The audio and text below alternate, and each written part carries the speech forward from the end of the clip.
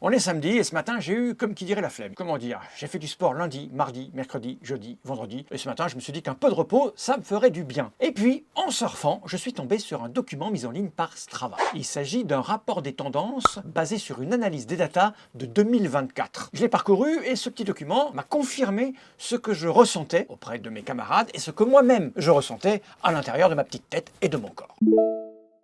Il faut savoir que Strava, c'est 135 millions d'utilisateurs à travers la planète. C'est une énorme base de données avec des milliards et des milliards de data. Et les data, qu'est-ce qu'on en fait? On les analyse. Et ça révèle beaucoup de choses. Donc là, Strava a analysé les données de tous ses utilisateurs, les données qui étaient mises publiques. Les données privées n'ont pas été analysées. Et pour affiner la chose, ils ont fait un sondage auquel 5068 personnes ont répondu. Le premier point important concerne ce qu'ils appellent la sociabilisation en transpirant. Et j'adore le fait que les datas confirment ce que je pense depuis des années sur toutes les activités humaines. Que ce soit le sport, la course à pied, le vélo, le foot, ou la couture, le tuning, la littérature, la musique, le jeu de société. On fait ça pour avoir des relations humaines. Je l'ai verbalisé lorsqu'on m'a demandé, après avoir quitté le monde du jeu de société, si jouer ne me manquait pas. Et je disais non. Ce qui me plaisait dans le monde du jeu de société, c'était surtout le côté société. En fait, avoir une activité où on est au contact d'autres êtres humains pour avoir des sujets de conversation. C'est ça le fondement de la nature humaine. On est grégaire, on a besoin de l'autre. Et les données de Strava confirment cela. On le voit dans l'analyse des sorties faites en groupe qui sont de plus en plus nombreuses. Les gens pratiquent un sport pour avoir des relations humaines avec d'autres. Beaucoup se sont mis à la course à pied, c'est l'activité la moins chère, la plus facile, on va dire en termes de temps. Faire du vélo, c'est compliqué, ça demande beaucoup de temps. Alors qu'aller faire son footing le matin, une demi-heure, en plus l'Organisation mondiale de la santé dit qu'il faut faire du sport pendant une demi-heure, et la marche rapide ou la course à pied lente, c'est une bonne pratique pour l'hygiène de vie, et donc énormément de gens s'y mettent, c'est normal. Un rythme lent et régulier s'avère gagnant. Quand on analyse ça, il faut bien partir du principe que de plus en plus de gens pratiquent pour le loisir, pratiquent pour le bien-être physique. Donc du coup, au niveau moyenne, ça régule. En gros, Strava a été utilisé pendant des années par des sportifs confirmés, par des gens qui avaient envie de performance. Mais l'application s'étant développée, on a de plus en plus de gens qui se sont inscrits sur Strava. Du coup, ça lisse. Et les sportifs de haut niveau, les performeurs, sont de moins en moins nombreux par rapport à la masse de gens pratiquant le loisir. Du coup, ça change un petit peu la donne générale. Là, par exemple, les statistiques montrent que les femmes courent de plus en plus en groupe, ce qui est normal aussi. Les femmes se sentent plus en sécurité quand elles sont en groupe, et on les comprend. Ah oui, ça c'est rigolo. Les gens expliquent que pour rencontrer du monde, ils préfèrent faire du sport, et notamment la course à pied, qu'aller dans les bars ou en boîte de nuit. Ça, on les comprend. Je crois qu'on a une génération qui a pris conscience qu'il fallait entretenir son corps, beaucoup plus qu'il y a 40 ou 50 ans. Pendant très longtemps, le sport a été associé à la compétition, à la performance. On est de plus en plus maintenant dans un objectif de santé, et on rencontre plus de gens en bonne santé dans les pratiques sportives que dans les bars ou les boîtes de nuit. L'union fait la force, évidemment. On est mieux en groupe. Je le dis et je le répète, on est grégaire, on a besoin de l'autre. C'est motivant, ça dépend des gens, il y a des gens qui ont plus besoin de solitude que de groupe, mais à un moment donné ou à un autre, on a besoin du groupe. Et les datas le confirment. Les sorties à vélo en groupe, ça a explosé. Quand on regarde là, groupe de 2 à 3 personnes et les groupes de plus de 4 personnes, 121% dans le vélo. C'est plus facile d'être en groupe à vélo. D'abord, on s'aide, il y a l'aspiration, il y a les relais, etc. On s'attend. En course à pied, c'est déjà plus compliqué. Mais bon, il y a tendance à courir en groupe. Personnellement, je me suis remis à la course à pied et j'avoue que même si je cours moins vite avec ma femelle et ma fille aînée, eh bien, j'adore courir avec elle. Ça aussi, c'est étonnant et c'est amusant. Lors des sorties à vélo de route, 16% d'activités sont passées à l'arrêt. 28 minutes en moyenne, plus de temps qu'il n'en faut pour réparer un pneu et le timing parfait pour prendre un bon café. Les gens prennent le temps. Ils prennent le temps de profiter. Stop au burn-out, place à l'équilibre. Les gens veulent une activité physique modérée pour la pratiquer sur le long terme. Et oui, c'est vrai que quand on est un sportif de haut niveau, en vérité, on s'abîme la santé. Ce qu'il faut, c'est être raisonnable. Être raisonnable dans tout. Ça permet de pratiquer, de profiter plus longtemps. Durée idéale d'entraînement selon 57% des personnes interrogées, 45 à 60 minutes. Donc là, on voit clairement, c'est la course à pied. Durée médiane, 53 minutes. Activité de moins de 20 minutes sur Strava, la marche, l'entraînement au poids, le yoga, le vélo elliptique et les simulateurs d'escalier. La course à pied, c'est 6,22 du kilomètre en minutes. Sortie à vélo, c'est autour de 19,6, c'est-à-dire 20 km/h. La marche, 12-13 minutes du kilomètre. Et la randonnée, 13,44. Ce sont des chiffres moyens. Ça veut dire que de plus en plus de gens normaux pratiquent et sont sur Strava. Le repos avant tout.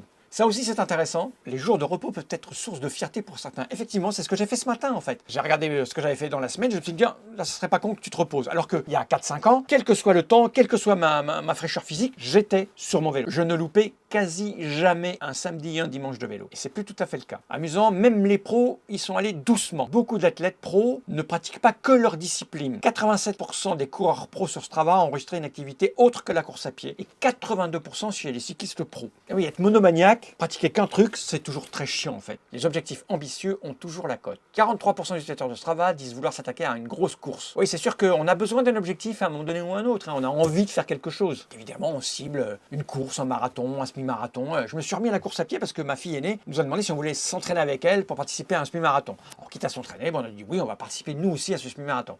Et donc, je suis retourné à la course à pied pour ce semi-marathon. Et d'ailleurs, remarquez, plus 9% du nombre de marathons, d'ultra et de sorties à vélo de 100 km enregistrés en 2024. Alors, on va plus loin, mais plus doucement. On est raisonnable. On a compris que son corps, il fallait en prendre soin. Une augmentation de 19% des objectifs de conditions physiques, étirement, mobilité. Moi, tous les matins, j'ai un quart d'heure, une demi-heure de mobilité. J'ai volé des mouvements de yoga de ma femelle et puis je les fais, je m'étire. Alimentation plus saine, j'ai toujours fait attention. Et sommeil meilleur, j'ai toujours fait attention à mon sommeil. La génération Z, premier défenseur de la santé mentale, ouais, enfin, les trucs de génération, je m'en fous un peu, moi. Quand on regarde, évidemment, la génération X, Millennium, c'est à peu près pareil, génération Z. C'est vrai qu'elle a un peu changé par rapport à son approche du travail, etc. Mais en vérité, j'ai toujours fait ça, en fait. Jamais de stress. C'était l'objectif principal de ma vie. Ne jamais stresser, même au boulot. La génération X fait attention à sa santé pour vivre longtemps, ce qui n'est pas dans la tête de la génération Z récente. C'est normal, parce que quand on est jeune, on ne sait pas qu'on va être vieux. Alors que quand on est presque vieux, on sait qu'on va être vieux. C'est normal de faire plus attention. Quand on est âgé, on veut vivre plus longtemps et en meilleure santé. En 3, les obstacles sont faits pour être franchis. Les femmes et les personnes plus âgées se sont montrées particulièrement résilientes en multipliant plus que les autres athlètes les entraînements et les trophées. Alors, parité. Une femme sur 4 déclare que le manque de flexibilité de son emploi du temps constitue un frein à sa pratique sportive, évidemment. Là, on va revenir à cette histoire de charge mentale. C'est vrai que les femmes, encore, doivent s'occuper des enfants, etc. Du coup, elles peuvent faire moins de sport. Les gars, faites un effort. Moi, j'ai été père au foyer pendant plus de 10 ans. On a établi un équilibre où je pouvais quand même aller faire du sport. Alors, soyez aussi à l'écoute et attentifs que le sont vos femmes, messieurs. La part des femmes parmi les cyclistes a augmenté de 11% sur Strava en 2024, ça c'est cool. Les coureurs et les cyclistes baby-boomers ont parcouru une plus grande distance que les autres sur l'année entière. C'est normal, les baby-boomers en général, là, ils ont 63, 64 ans, ils sont à la retraite. Du coup, ils ont plus de temps pour eux. Moi, dans ma pratique régulière de vélo, il y a beaucoup de gens qui sont à la retraite, quoi. Et du coup, poum, ils explosent tous les records. La technologie nous ont-elles aidé à surmonter les obstacles? Les hommes et la génération Z étaient plus enclins à dire que les technologies comme Strava les aidaient. Oui. C'est assez rigolo. J'ai toujours été très technologie, moi. Les équipements de l'année, ça c'est rigolo. Qu'est-ce qu'on a là? Les équipements populaires. Alors en chaussures de running, Nike Pegasus en premier, Hoka Clifton en deuxième et ASIC Gel Nimbus en troisième. Moi j'ai des ASIC, je ne sais pas quel ASIC j'ai, mais j'ai des ASIC. Bon, je suis le troisième. On montre GPS, Apple Watch et Garmin Forerunner 245. Bon, moi j'ai une Garmin, je crois que c'est une Phoenix 7. Les compteurs les plus utilisés en GPS vélo, Garmin Edge 530, Garmin Edge 830 et la Wow Element. Bon, moi j'ai un Garmin, 1040. Et les marques de vélo intéressantes. Donc sur la route, en premier des Trek, en 2 des Specialized et en 3 des Giant. En gravel, en 1 Specialized, en 2 Trek et en 3 Giant. Et en VTT, Specialized, Trek et Scott. Ah, il n'y a pas de Giant en VTT, c'est amusant. Donc on voit que le haut du panier, c'est Trek et Specialized. Et si on donne des points, qu'est-ce qu'on a? 2 fois SP en premier, 1 fois en deuxième. C'est SP qui domine le monde du vélo, on dirait. En tout cas, du vélo de loisir. Intéressant. Alors, il n'y a pas les modèles, mais c'est intéressant. Le téléphone bat la montre, sauf pour les courses. Eh oui. Forcément, dans la pratique du loisir, les gens ne vont pas acheter une montre. Ça coûte cher, une bonne montre. Donc, c'est normal que dans la pratique du loisir, on soit sur son téléphone. Alors que quand on fait des courses et de la compète, on a envie de la précision. Donc, forcément, on a des montres. Tout ça est normal. Les chaussures de running les plus utilisées en course. Nike.